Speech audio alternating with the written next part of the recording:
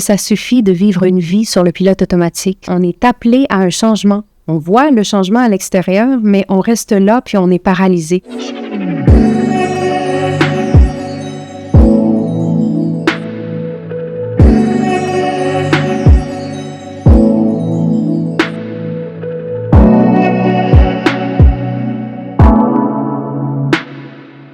Aujourd'hui, à travers les groupes que j'anime, je me rends compte que la pression, l'angoisse et surtout la difficulté à se projeter dans le futur est présent. Les gens sont en dépression, les gens vivent des burn-out et c'est vraiment quelque chose qui commence de plus en plus à se faire sentir dans la société, donc une énergie vraiment de fatigue.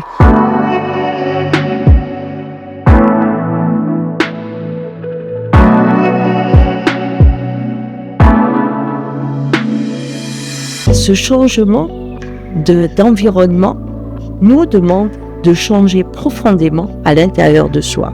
Et là, il y a un carrefour.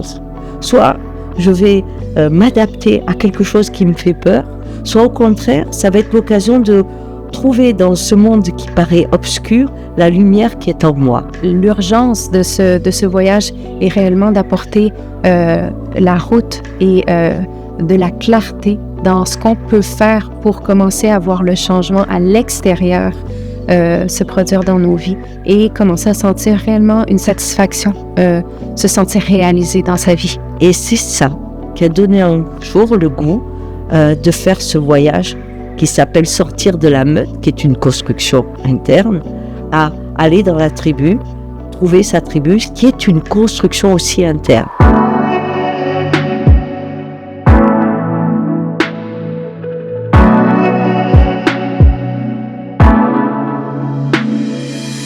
La meute, c'est un leader qui a une vision, qui l'écrit et l'impose au plus grand nombre.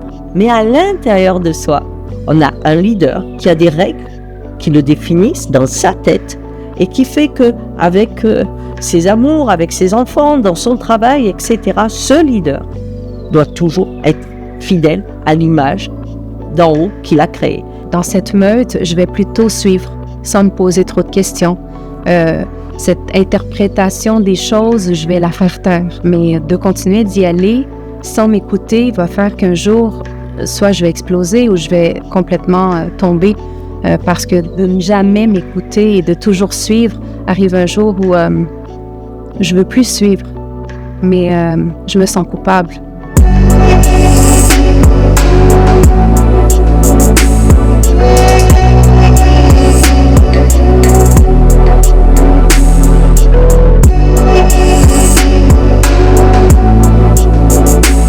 Le but de cette initiation, c'est vraiment de retourner dans le corps, de trouver un espace qui est sécuritaire, puis de se faire confiance et d'aller vraiment toucher qu'est-ce que je sens dans mon corps et à quel endroit est-ce que je sens dans mon corps cette fatigue et ces noms que mon corps crie depuis toujours. Pour agir, il faut acquérir la lucidité. Et la lucidité, c'est pas seulement la tête, c'est aussi le corps, la sensibilité. C'est cette rencontre avec soi, avec cette structure qu'on a mis en place, que l'on ouvre.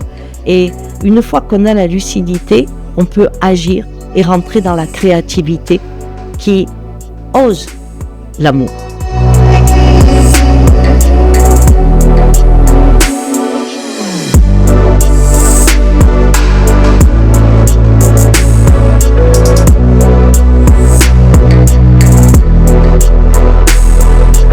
On attend toujours que d'autres fassent le changement pour nous et c'est impossible de vivre sa vie comme ça, de continuer à vivre sa vie comme ça. On veut plus de joie, plus de légèreté, on doit commencer en faisant la route intérieure. Et je crois qu'il est important de résister à ce monde qui perd son humanité. Donc on ne devient pas résistant avec la tête. Parce qu'avec la tête, on peut toujours perdre. Ce sont des rêves. Le cœur, on ne peut pas le perdre.